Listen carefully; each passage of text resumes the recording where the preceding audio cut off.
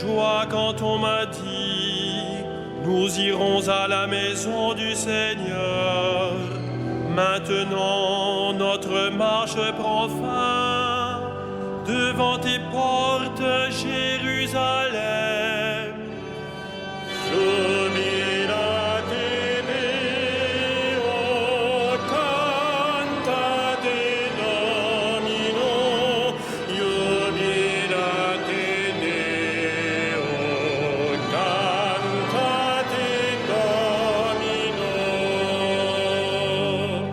Jérusalem, te voici dans tes murs, ville où tout ensemble ne fait qu'un. C'est là que montent les tribus du Seigneur. Là qu'Israël doit rendre grâce au nom du Seigneur.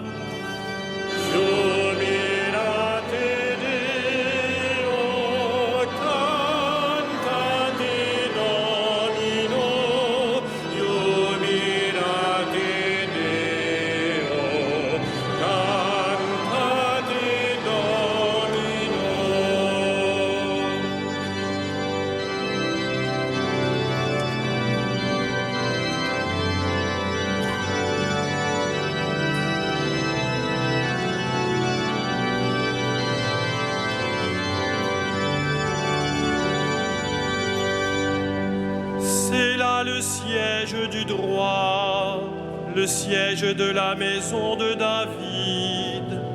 Appelez le bonheur sur Jérusalem, paix à ceux qui t'aiment.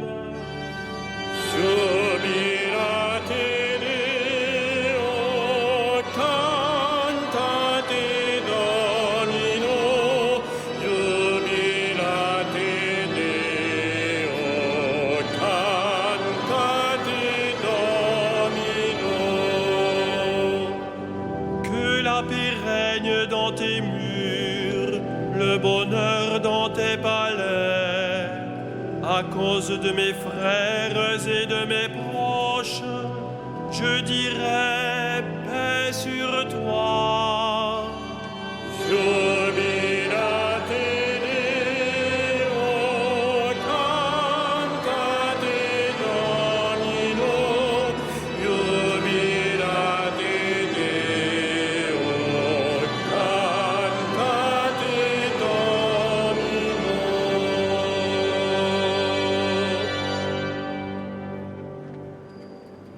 Au nom du Père et du Fils et du Saint-Esprit, le Seigneur soit avec vous. Frères et sœurs, c'est le Seigneur en sa bonté qui nous rassemble ce soir, en ce 14e dimanche du temps ordinaire. Il nous unit avec ceux qui nous suivent, les auditeurs de Radio Notre-Dame, les téléspectateurs de la chaîne de télévision KTO. Ensemble, nous allons écouter la parole de Dieu. Nous allons recevoir de l'Eucharistie la force du Christ pour devenir ses disciples missionnaires dans le monde, chargés de porter au monde sa paix. Commençons par implorer sa miséricorde. Commençons par lui demander pardon pour tous les obstacles que nous avons mis à sa paix en nos cœurs. Je confesse à Dieu Tout-Puissant, je reconnais devant mes frères que j'ai péché en pensée, en parole, par action et par omission. Oui, j'ai vraiment péché. C'est pourquoi je supplie la Vierge Marie, les anges et tous les saints, et vous aussi, mes frères, de prier pour moi, le Seigneur notre Dieu. Que Dieu Tout-Puissant nous fasse miséricorde, qu'il nous pardonne nos péchés et nous conduise à la vie éternelle.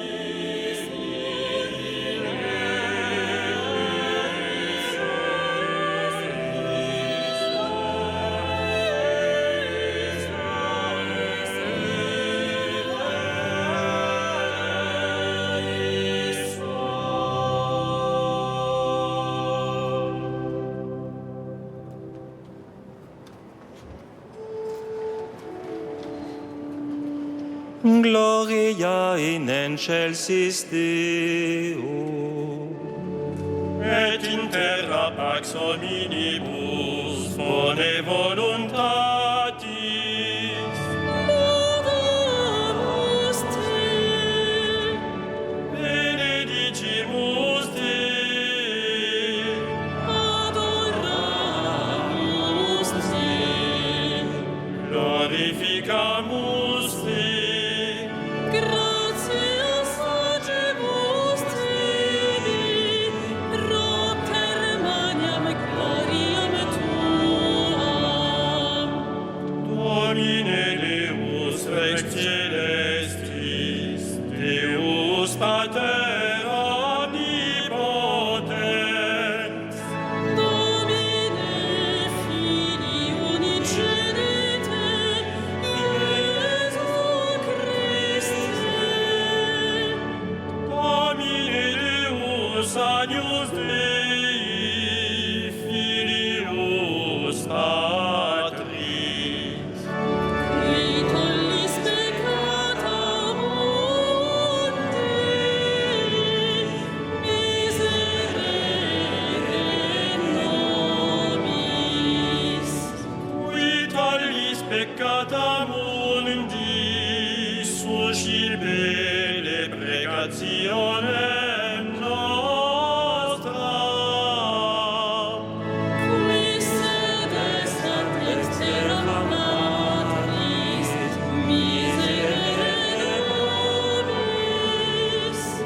Quoniam tu solus sanctus, Tu solus Dominus, tu solus Altissimus, Iesu Christe, cum Sancto Spiritu, in gloria Dei Patris.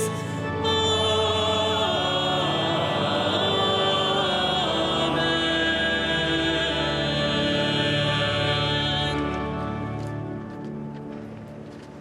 Prions le Seigneur.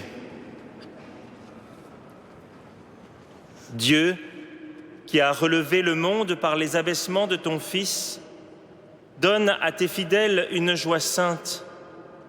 Tu les as tirés de l'esclavage du péché, fais-leur connaître le bonheur impérissable.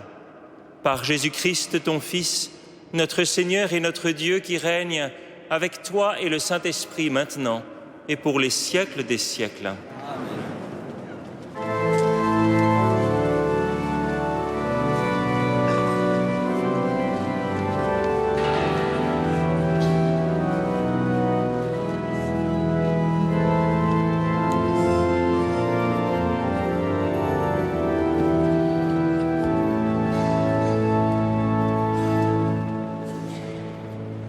Lecture du livre du prophète Isaïe.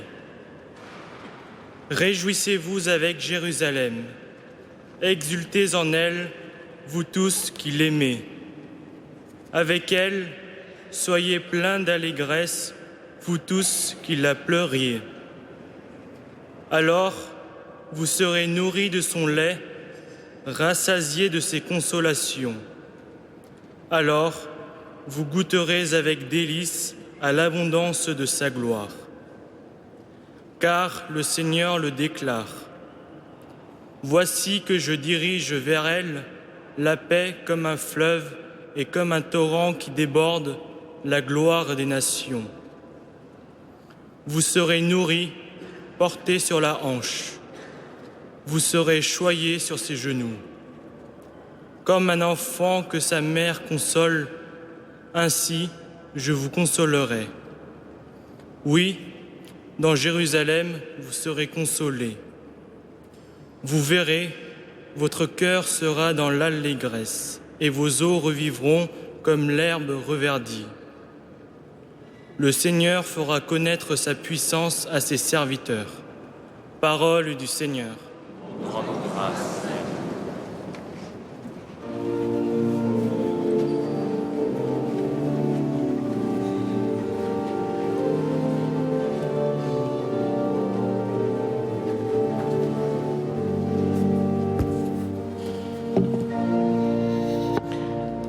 Psalite Deo, psalite, Alléluia, Alléluia.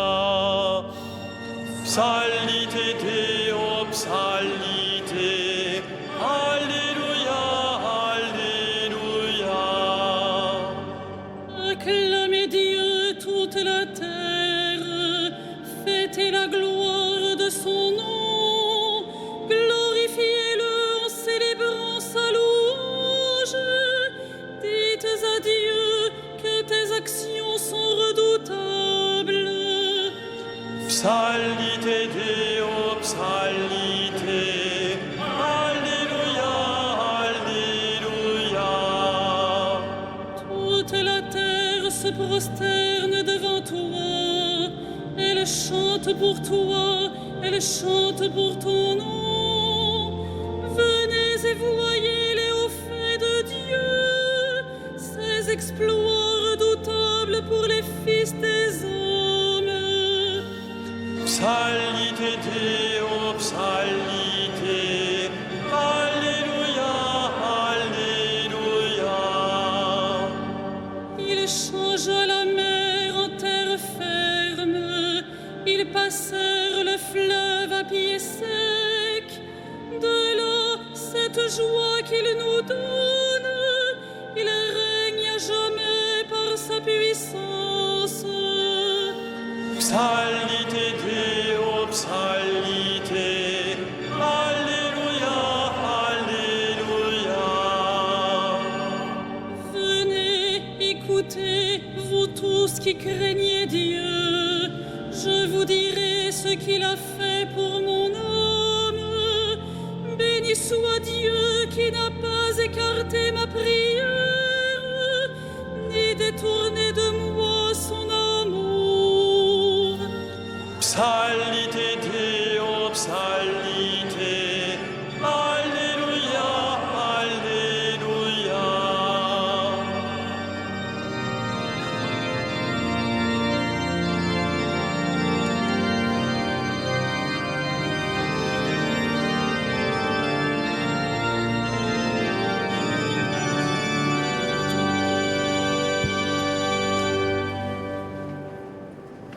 Lecture de la lettre de Saint Paul apôtre aux Galates.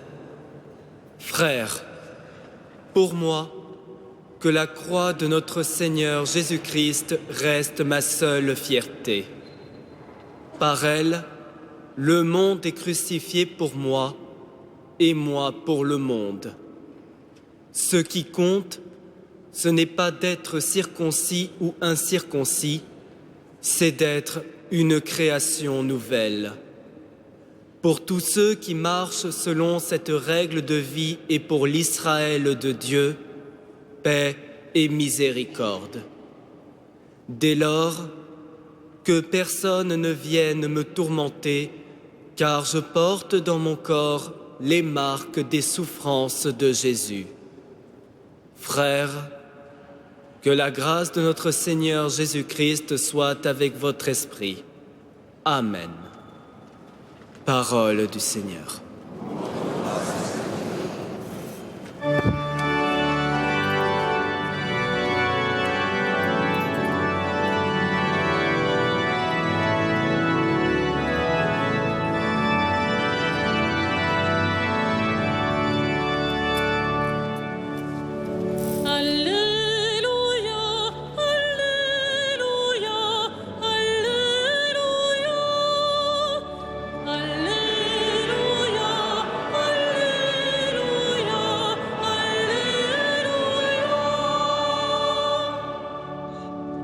Dans vos cœurs règne la paix du Christ, que la parole du Christ habite en vous dans toute sa richesse.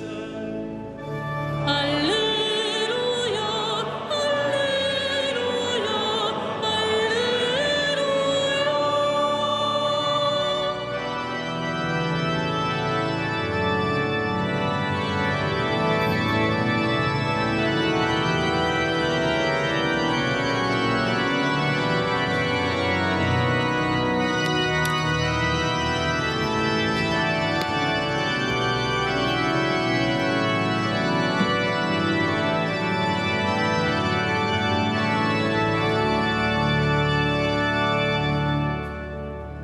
Le Seigneur soit avec vous. Et avec votre esprit, Évangile de Jésus-Christ selon saint Luc. gloire à toi, Seigneur.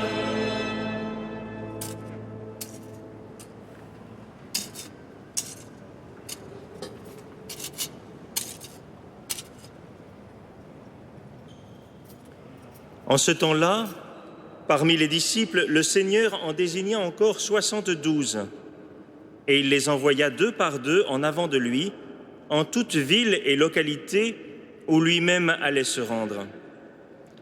Il leur dit : La moisson est abondante, mais les ouvriers sont peu nombreux. Priez donc le maître de la moisson d'envoyer des ouvriers pour sa moisson. Allez, voici que je vous envoie comme des agneaux au milieu des loups. Ne portez ni bourse, ni sac, ni sandales, et ne saluez personne en chemin. Mais dans toute maison où vous entrerez, dites d'abord « Paix à cette maison ». S'il y a là un ami de la paix, votre paix ira reposer sur lui, sinon elle reviendra sur vous.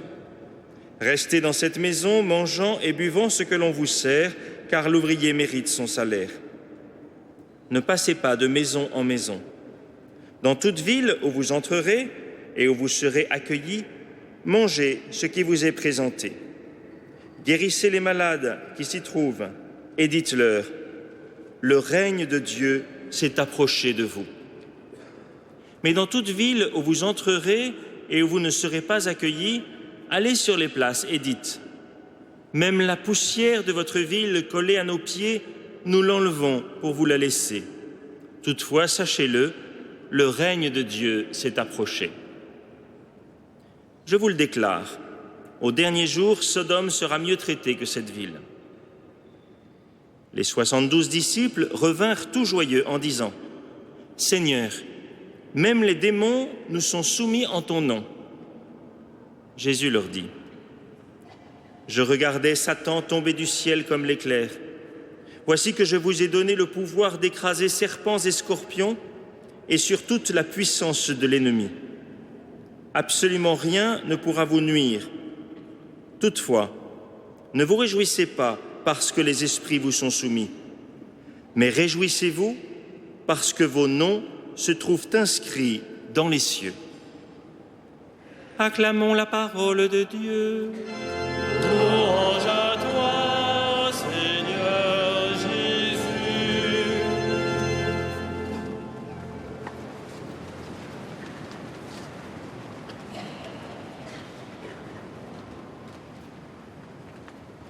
Frères et sœurs, l'Église est apostolique.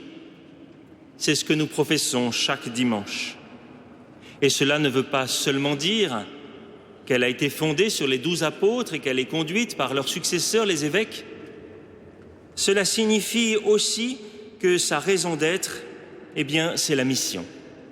Et que chacun de ses membres est un envoyé, quelqu'un qui est mandaté pour aller vers son prochain au nom du Christ. Cet évangile que nous venons d'entendre, c'est le seul passage où Jésus envoie un grand nombre de ses disciples. Ils sont 72, 6 fois plus que les apôtres. Le pape François nous le rappelle souvent, en vertu du baptême reçu, chaque membre du peuple de Dieu est devenu disciple missionnaire. Nous sommes donc appelés à évangéliser, chacun d'entre nous. Alors profitons de ces lectures, de l'envoi des 72 disciples, pour réfléchir ensemble comment devenir davantage des disciples missionnaires envoyés par Jésus, comment nous pouvons porter le combat de la mission et l'appel à transmettre la guérison. Jésus a donc choisi 72 disciples et il les envoie 2 par 2 pour prendre part à une moisson très abondante. Ils savent qu'ils ne suffiront pas à la tâche. Mais d'emblée, ils découvrent qu'il ne s'agit pas d'une partie de plaisir, d'une activité de loisir simplement pour les moments inoccupés. Jésus leur dit, sans détour, « Voici que je vous envoie comme des agneaux au milieu des loups. » Il y aura des maisons qui les accueilleront, d'autres qui les refuseront. Des villes où ils sont reçus, d'autres non. Jésus ne cache pas à ses envoyés qu'il les envoie vers des situations difficiles, vers des combats, des contradictions. Ils seront l'objet de confrontations, de rejets et de manœuvres à leur encontre. Alors demandons-nous quels sont les moyens que Jésus leur donne pour mener ce combat. Il leur dit « Vous êtes comme des agneaux au milieu des loups ». Il ne leur demande pas de se transformer en loups. Il les invite à proposer la paix. Lorsqu'elle est reçue, elle la partage. Lorsqu'elle n'est pas reçue, il la conserve. Donc, ses disciples n'ont pas à utiliser la menace, le châtiment, la violence, ni à proférer de malédiction. Ils sont là pour exercer simplement leur mission qui est de transmettre la paix. Et Jésus leur dit que lorsqu'ils ne seront pas reçus, ils auront à secouer la poussière de leurs pieds. Qu'est-ce que signifie ce geste? S'agit-il d'une forme d'insulte auprès des habitants de cette ville? Je ne crois pas. Vous savez, lorsque l'on est confronté à l'échec missionnaire, il y a toutes sortes de sentiments mélangés qui peuvent nous habiter. D'abord une certaine amertume, ensuite peut-être la frustration de n'avoir pas pu être vraiment entendu dans le message que nous avions à transmettre. Enfin, peut-être aussi une certaine culpabilité de ne pas avoir réussi la mission confiée. Eh bien, Jésus demande de secouer la poussière de nos pieds, c'est-à-dire de ne rien emmener de tout cela, de laisser dans ce lieu culpabilité, amertume ou rancœur, et de partir le cœur en paix. Pourquoi? Eh bien, c'est que cette mission ne nous appartient pas, c'est la sienne. Donc, seule la paix doit habiter le cœur des messagers qui reviennent de leur mission. Ce combat qui n'est pas le nôtre, Jésus le mène et il le dévoile à la fin de l'Évangile. Il dit qu'il s'agit de rien de moins que ce combat qu'il mène contre Satan jusqu'à la fin du monde. Pour nous, c'est source de confiance, c'est source de force. Ce combat, c'est celui de Jésus et il nous donne les moyens intérieurs de le mener. À nous de les accueillir. À nous de mener le combat intérieur qui fera de nous des êtres suffisamment libres pour annoncer la bonne nouvelle aux hommes vers lesquels nous sommes envoyés. Prenons une situation concrète. Nous voyons qu'aujourd'hui, au Moyen-Orient, des actions diplomatiques et militaires commencent à porter leurs fruits contre cette barbarie sans nom qu'est Daesh et à espérer que cela se termine. Mais il faut aussi relever d'autres victoires qui ont lieu, qui sont plus discrètes. Je pense aux témoignages de ces familles de chrétiens d'Orient persécutés. L'un d'entre eux, celui de Mariam, la femme d'un des 21 coptes qui ont été décapités voici 1 an par les djihadistes de Daesh. Elle témoigne de sa fierté d'être l'épouse d'un martyr. Elle dit que cela renforce sa confiance en Dieu, son amour du Seigneur. Et lorsqu'on lui parle des assassins de son mari, elle les laisse simplement au jugement de Dieu. Voyez, les chrétiens d'Orient, en résistant, mais en même temps en refusant la vengeance, l'escalade de la violence, ils portent véritablement un témoignage qui est une victoire importante contre la puissance de l'ennemi, une victoire qui compte, car elle rejoint celle de l'agneau de Dieu sur la croix. Cette mission des 72, elle est certes une confrontation, une manifestation de la puissance d'amour du règne de Dieu devant les intérêts de ce monde, mais elle est aussi une action. Les 72 sont venus pour agir. Et qu'est-ce que Jésus leur demande de faire? Il leur demande simplement de guérir les malades. Qu'est-ce que cela veut dire? Jésus lui-même a guéri tant de malades, d'estropiés, de paralysés, de lépreux, d'aveugles. Donc voilà que ses disciples sont invités à mettre leur pas dans les siens, à se pencher sur ceux qui sont malheureux, qui sont atteints dans leur corps ou dans leur esprit. Voyez, ces malades, ils nous représentent un peu tous. Ils manifestent ce cœur de l'homme si tortueux et malade que Jésus veut guérir. Et lorsqu'il envoie ses disciples vers les malades, eh bien, il veut ainsi nous transmettre un message. Il est venu nous guérir. Alors quel remède confie-t-il à ses disciples pour accomplir cette action? Il leur confie la paix et la miséricorde. La paix, pas simplement comme une absence de conflit, comme une manière de faire taire les oppositions ou les violences. Non, la paix, elle est décrite par le prophète, entendu dans la première lecture, comme un fleuve, un torrent qui déborde. La paix, c'est un don de Dieu, un don de fécondité, d'abondance de vie, un don qui rend disponible au Seigneur, qui rend capable d'accueillir les moyens qu'il nous donne. Cette paix que les disciples ont à transmettre, elle vient du ressuscité. La miséricorde, eh bien saint Paul nous en parle, c'est une création nouvelle qui reconstruit l'être qui a été blessé par le péché, qui redonne la capacité d'aimer à celui qui s'était enfermé dans le mal. Paix et miséricorde, eh bien ce sont les moyens à la disposition des disciples. Alors on a envie de dire, mais alors il faut tout de même des arguments, il faut tout de même pouvoir expliquer, il faut quand même pouvoir discuter, certes, mais ce n'est pas ça qui est premier. Les disciples ne sont pas des prosélytes venus discutailler sur le pas de la porte, ils sont des témoins venus montrer par leur style de vie, leur manière d'être, qu'ils se dépouillent d'eux-mêmes pour pouvoir transmettre le Seigneur.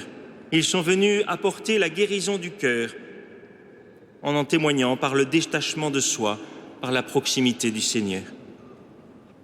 Prenons encore un exemple récent. Emmanuel Faber, patron de Danone, donnait récemment une conférence devant un parterre d'étudiants de HEC. On lui demandait de traiter le thème « Mais qu'est-ce qui vous a le plus marqué pendant vos années à HEC ?» Et il répondait « Ce qui m'a le plus marqué, c'est ce coup de fil où j'ai appris que mon frère venait d'être interné pour la première fois en hôpital psychiatrique, diagnostiqué avec une schizophrénie lourde. Ma vie a basculé. » Et il continue son témoignage en racontant que ce frère, maintenant décédé il y a 5 ans, lui a fait découvrir la beauté de l'altérité, l'amitié avec des SDF, et lui a prouvé que l'on peut vivre avec très peu de choses et être heureux. Il poursuit son témoignage auprès de ses futurs cadres en disant « Le pouvoir n'a de sens que si vous vous en servez pour rendre service. » Après toutes ces décennies de croissance, ajoute-t-il, l'enjeu de l'économie, l'enjeu de la globalisation, c'est la justice sociale. Sans justice sociale, il n'y aura plus d'économie. Voilà un exemple de témoignage. Un témoignage qui montre bien la place, voyez, de l'attention aux plus pauvres pour l'œuvre que le Seigneur nous confie.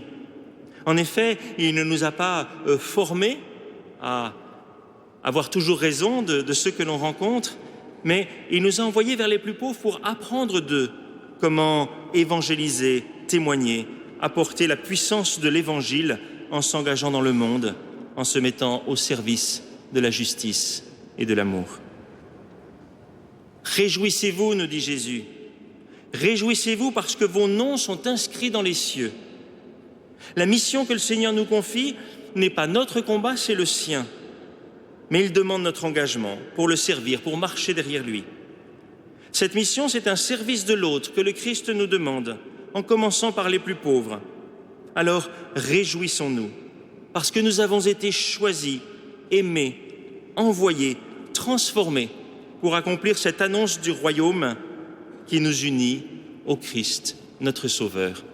Amen.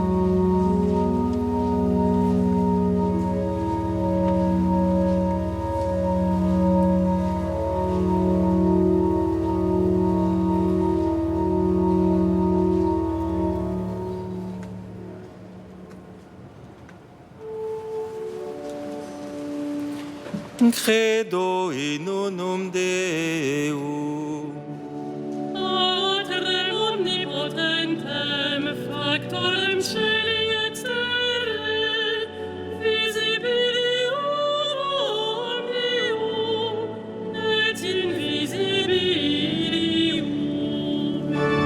Et in unum Dominum Iesum Christum, Filium Dei unigenitum, Et ex patre natum ante omnia saecula. Deum de Deo, nomen Domine, Deum verum, de Deo verum. Genitum non factum consubstantialem Patri, per quem omnia facta sunt. Qui proper nos homines, et proper nostram salutem, descendi de celis. Et incarnatus est Spiritus Sancto ex Maria Virgine, et homo factus est. Crucifixus etiam pro nobis, sub Pontio Pilato, passus et sepultus est. Et resurrexit tertia dies, secundum Scripturas. Et ascendit in celum, sedet ad dexteram Patris. Et iterum venturus est cum gloria, iudicare vivos et mortuos, cuius regni non erit finis. Et in Spiritum Sanctum Dominum, et vivificantem, qui ex Patre Filioque procedit. Qui cum Patre et Filio simulator adoratur, et conglorificatur, qui locutus est per prophetas.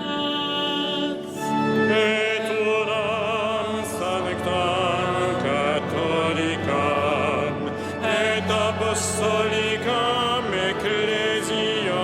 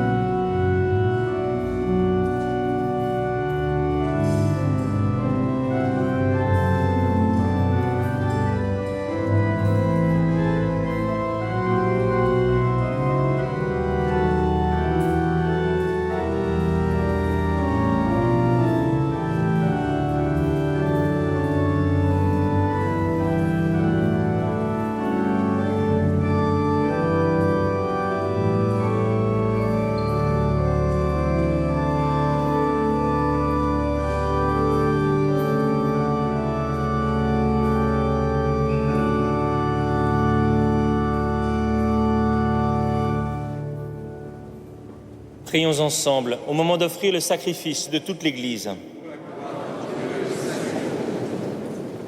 Puissions-nous être purifiés, Seigneur, par l'offrande qui t'est consacrée. Qu'elle nous conduise, jour après jour, au royaume où nous vivrons avec toi, par Jésus le Christ, notre Seigneur. Amen. Le Seigneur soit avec vous. Élevons notre cœur. Rendons grâce au Seigneur notre Dieu.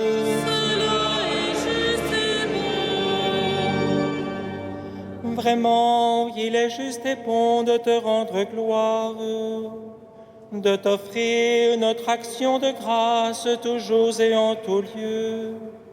À toi, Père très saint, Dieu éternel et tout-puissant. Oui, nous le reconnaissons, afin de secourir tous les hommes, tu mets en œuvre ta puissance, et tu te sers de notre condition mortelle pour nous affranchir de la mort. Ainsi notre existence périssable devient un passage vers le salut par le Christ notre Seigneur. C'est par lui que les anges assemblés devant toi adorent ta gloire. À leur hymne de louange, laisse-nous joindre nos voix pour chanter et proclamer.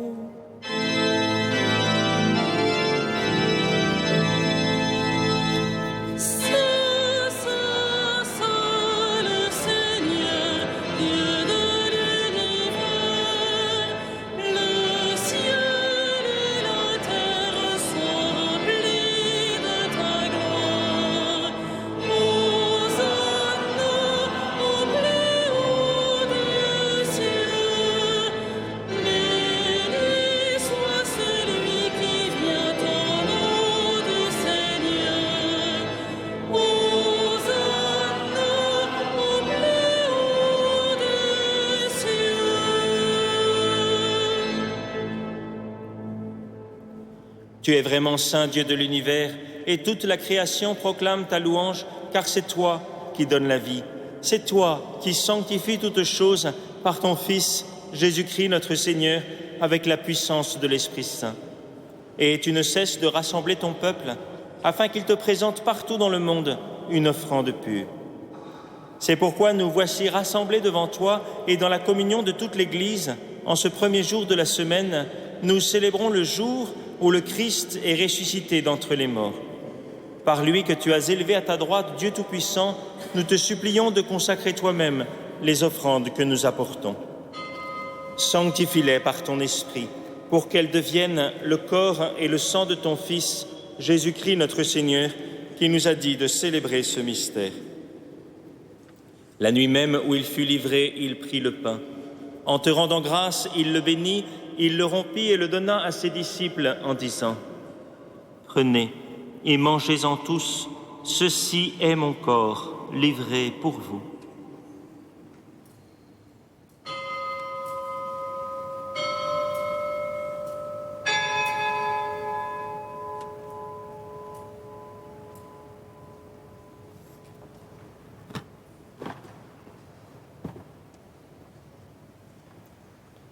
De même, à la fin du repas, il prit la coupe.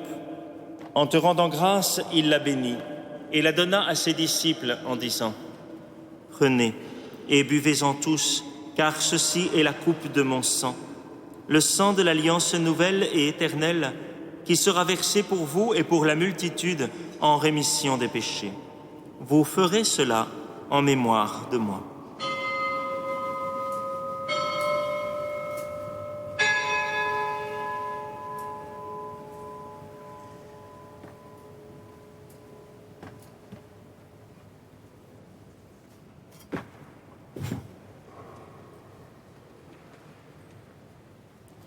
Il est grand le mystère de la foi.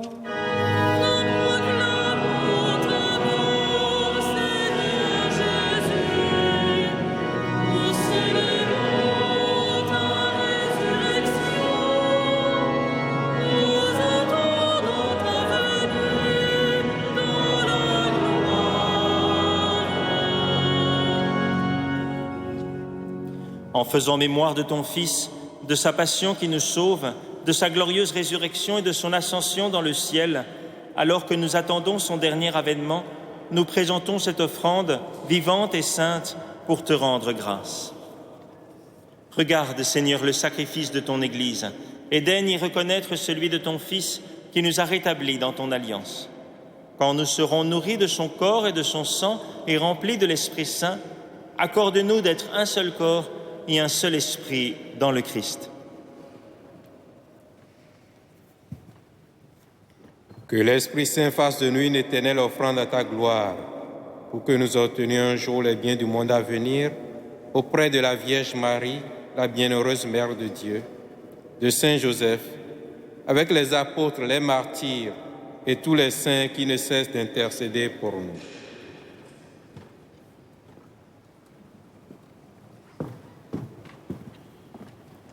Et maintenant, nous te supplions, Seigneur, par le sacrifice qui nous réconcilie avec toi, étends au monde entier le salut et la paix. Affermis la foi et la charité de ton Église au long de son chemin sur la terre. Veille sur ton serviteur, le pape François, et notre évêque André, l'ensemble des évêques, les prêtres, les diacres et tout le peuple des rachetés. Écoute les prières de ta famille assemblée devant toi et ramène à toi, Père très aimant, tous tes enfants dispersés.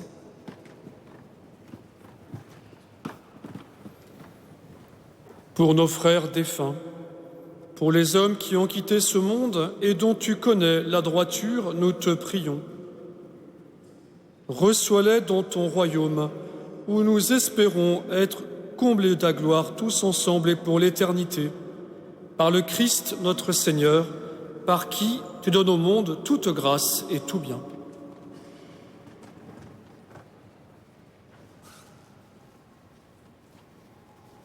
Par lui, avec lui et en lui, à toi, Dieu le Père Tout-Puissant, dans l'unité du Saint-Esprit, tout honneur et toute gloire, pour les siècles des siècles.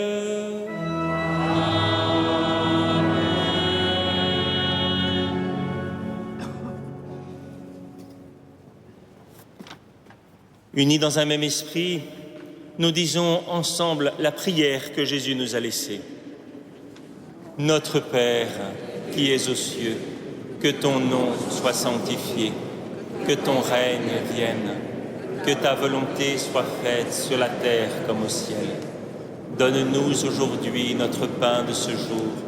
Pardonne-nous nos offenses, comme nous pardonnons aussi à ceux qui nous ont offensés, et ne nous soumets pas à la tentation, mais délivre-nous du mal. Délivre-nous de tout mal, Seigneur, et donne la paix à notre temps. Par ta miséricorde, libère-nous du péché. Rassure-nous devant les épreuves en cette vie où nous espérons le bonheur que tu promets et l'avènement de Jésus-Christ, notre Sauveur. Car c'est à toi qu'appartiennent le règne, la puissance et la gloire pour les siècles des siècles. Seigneur Jésus-Christ, tu as dit à tes apôtres, je vous laisse la paix, je vous donne ma paix. Ne regarde pas nos péchés, mais la foi de ton Église. Pour que ta volonté s'accomplisse, donne-lui toujours cette paix et conduis-la vers l'unité parfaite, toi qui règnes, pour les siècles des siècles. Amen. Que la paix du Seigneur soit toujours avec vous. Frères et sœurs, dans la charité du Christ, échangez un signe de sa paix.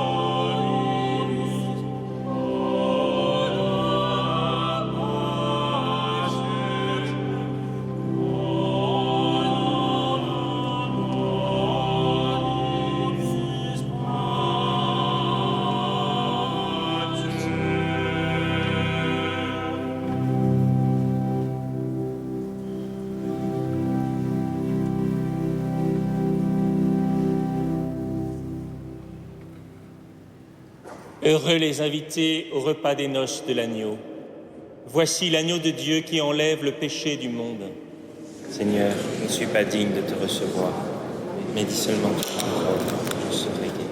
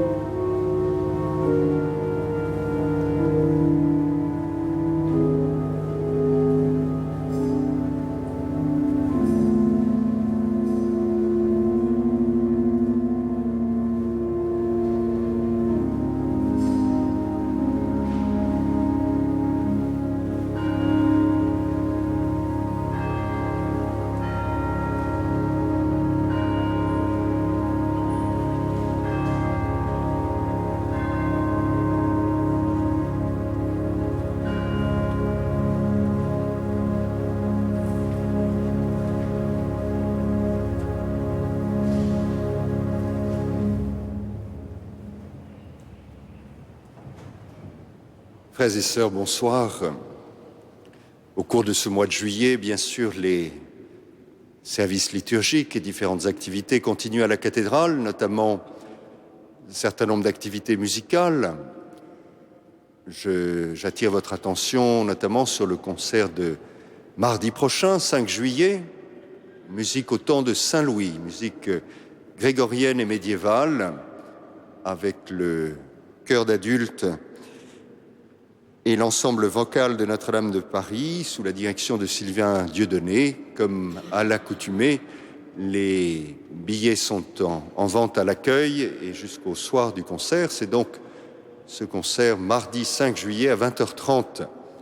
Et de même, les auditions d'orgue du samedi soir continuent, à 20h celle-là, et samedi prochain, 9 juillet, vous aurez noté que c'est Irina Shripkova qui vient de Prague et qui donnera cette audition. Au mois d'août, bien sûr, il y aura notamment toutes les célébrations autour de l'Assomption. Ces célébrations, cette année, seront présidées par Monseigneur Eugène Oundékon, évêque d'Abomey au Bénin. Nous aurons, en plus des solennités, le jour du 15 août, nous aurons, comme ces années précédentes, la veille, le pèlerinage fluvial, le 14, et les contremarques pour pouvoir accéder au bateau seront disponibles dès le 5 août. Du fait des questions de sécurité, nous ne sommes pas absolument sûrs de pouvoir répondre à toutes les demandes. Veuillez nous en excuser par avance, mais il y aura quand même un certain nombre de places, et donc vous pourrez, dès le 5 août, comme je vous le disais, retirer ici à l'accueil de la cathédrale les contremarques pour participer à ce pèlerinage fluvial. Enfin, je vous rappelle les quelques festivités du début septembre.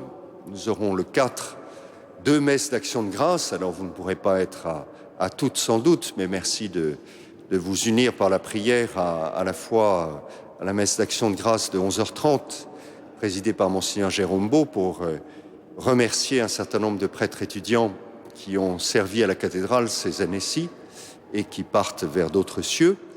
Et puis, le soir à 18h30, l'action de grâce pour les 13 ans de rectorat de Monseigneur Patrick Jacquin. Le vendredi 9 septembre à 18h30, ce sera l'ordination épiscopale de Monseigneur Denis Jachier et de Monseigneur Thibaut Verny, que le Saint-Père a nommé évêque auxiliaire de Paris. Et puis le 11 septembre à 18h30, l'installation de notre futur recteur, Monseigneur Patrick Chauvet. Voilà, tout ça, je vous le dis dès maintenant pour que vous puissiez bien noter toutes ces dates dans votre agenda, et j'espère que vous pourrez vous unir à nous en ces occasions. Bonne soirée à tous. Unissons nos prières.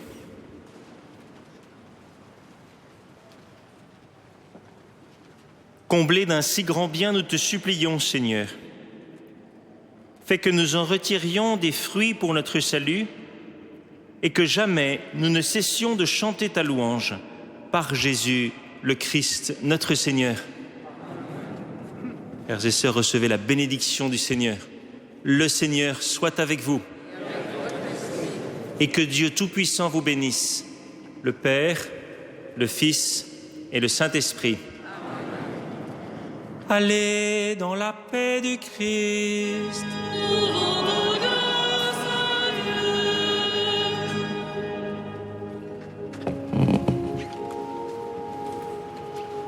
Salve Regina.